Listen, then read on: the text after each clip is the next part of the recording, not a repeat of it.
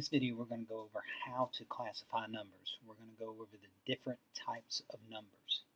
So let's start off with our first set of numbers that were ever created, natural numbers.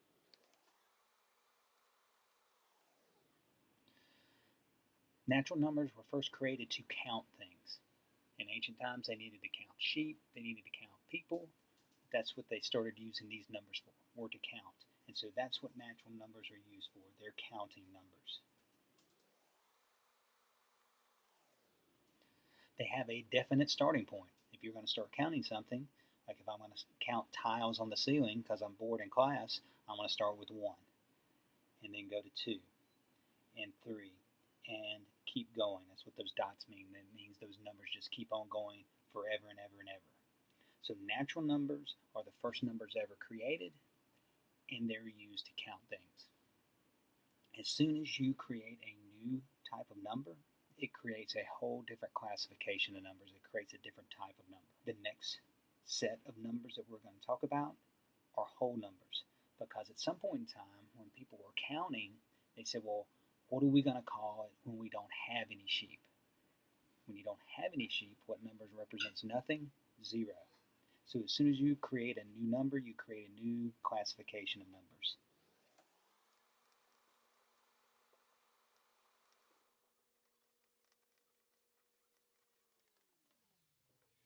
So whole numbers include all the natural numbers, all the counting numbers, and you just add 0 to the set of them. So instead of starting at 1, we're simply going to start at 0, 1, 2, 3, so forth and so on. So the only thing that makes whole numbers different than natural numbers is that they contain 0. Is 0 a natural number? No. Is 0 a whole number? Yes. Is 1 a natural number? Yes. Is 1 a whole number? Yes. Any new type of number we create will probably include these other numbers. The next type of number we're going to talk about are integers. As soon as money was created, then you had to have integers. The negatives represent how much somebody owes somebody.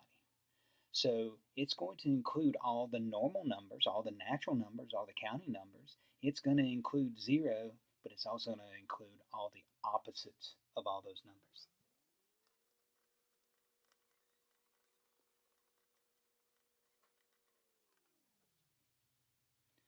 So integers are going to include 0, 1, 2, 3, so forth and so on, but it's also going to include the opposites of these. There is no opposite of 0. 0 is not positive and it's not negative. But what's the opposite of positive 1? Negative 1. What's the opposite of positive 2? Negative 2. What's the opposite of 3? Negative 3. And so forth and so on. Integers have no starting point. They go on forever in both directions. They go on forever in this direction, forever in this direction.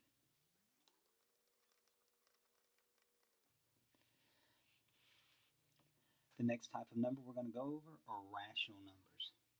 Again, rational numbers include all the other numbers that we've gone over.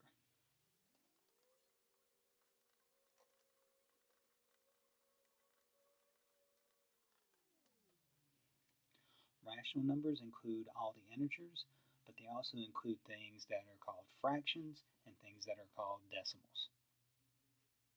That's all the numbers that are in between these numbers.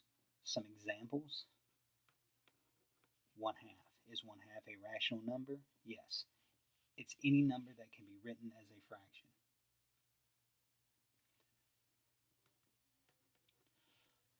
Point 3. Is that a rational number? Yes. I can write it as a decimal. Now we need to talk about specifics about the decimal.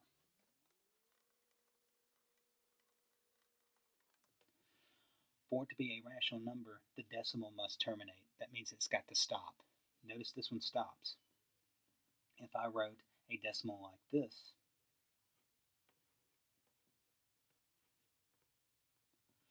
remember those dots mean it keeps going on forever.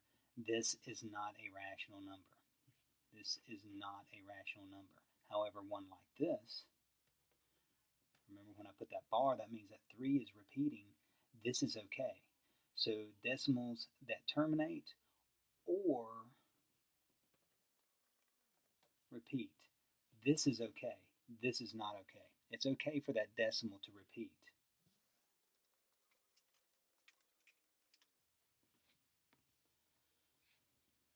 Then we have irrational numbers. That's numbers that cannot be written as a fraction or a decimal.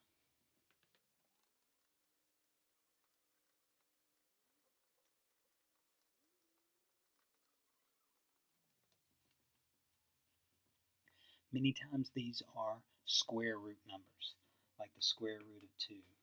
The square root of 2 is like 1.41, and it just keeps repeating. The problem is we don't know at some point in time what these other numbers are. Or the square root of 3, 1.73,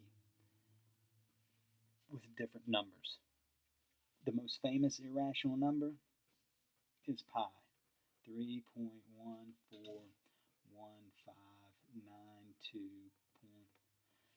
At some point in time, we don't know what the next number is. There's computers running to figure out what the next number is. These are irrational numbers. That means it's not a repeating decimal. The decimal doesn't stop. It's okay for the decimal to repeat, then it's rational. But irrational numbers, the decimal continues to go on forever, and we don't know what the next number is. All the numbers that we've gone over, all of those are real numbers. Many times if you do some problems, they'll say, hey, is the following a real number? Anything that we've written down so far is a real number, so they'll let them trick you on those types of problems.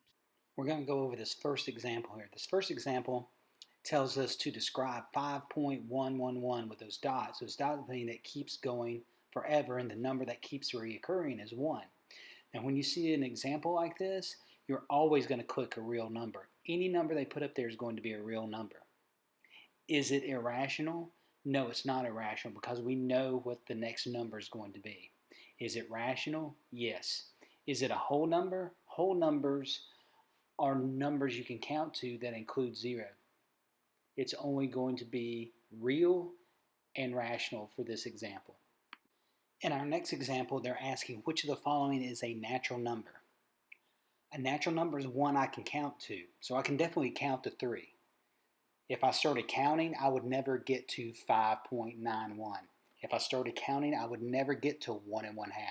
If I started counting, I would never get to 2/6. The only natural number there is 3. In this next example, we're going to look at which apply to 8. Is 8 a natural number? Remember, natural numbers are the numbers you can count to. So yes, I can count to 8. Is 8 an integer? Integers are numbers you can count to, 0, and numbers you can count backwards to. So yes, 8 is also an integer. Is it a real number? Yes, you would click that one as well. Is 8 a rational number? Remember, any number can be written as a fraction by simply making a division bar and putting a 1 under it. So is it a rational number as well? Yes. On this particular example, you would click all of them. Which of the following describes 0? Select all that apply. Is 0 an irrational number? Is it one of those decimals that keep going and you don't know what the next number is? No. Is 0 an integer? Yes, 0 is an integer. Is it a real number? Yes, it's a real number. Is it a rational number? Yes, you can write 0 as a fraction by putting a division bar under it and putting a 1 under that division bar. Sometimes they'll give you examples like this one, where you actually have to do some work to figure out what the actual number is. Like the square root of 1. You need to actually take the square root of 1 and see what you get. The square root of 1 is 1. So is 1 a whole number? Yes. So you would click that first one, the square root of 1. 2/3, is 2/3 a whole number? No. 3.833, is that a whole number? No. The last one, negative square root of 1. That's another one where you actually take the square root of the number and see what you get. The square root of 1 is 1. You put a minus sign with it. negative 1. Is negative 1 a whole number? No, it's not. In this last example, we have another situation where you actually need to do something to figure out what the number is. For example, the last one, it says the absolute value of negative 10. You actually need to take the absolute value of negative 10. The absolute value is the distance that number is from 0 on a number line. So how many spaces is negative 10 away from 0 on a number line? It's 10 spaces. Is 10 a rational number? Yes, 10 is a rational number. You can write it as a fraction by putting a division bar under it and a 1 under it. 10 divided by 1. Is 8.39 with a bar over it, is that a rational number? Yes, because it has that bar, we know what the next two numbers are each time. Next, the square root of 9 divided by 9, the absolute value of that. You actually need to take the absolute value of 9 divided by 9. 9 divided by 9 is 1. Then you take the square root of 1, which is 1. Then you take the absolute value of it. So is 1 a rational number? Yes. And then finally we look at the absolute value of the square root of 0.11. If you take your calculator out and you take the square root of 0.11, you get a decimal that never ends and keeps going on forever.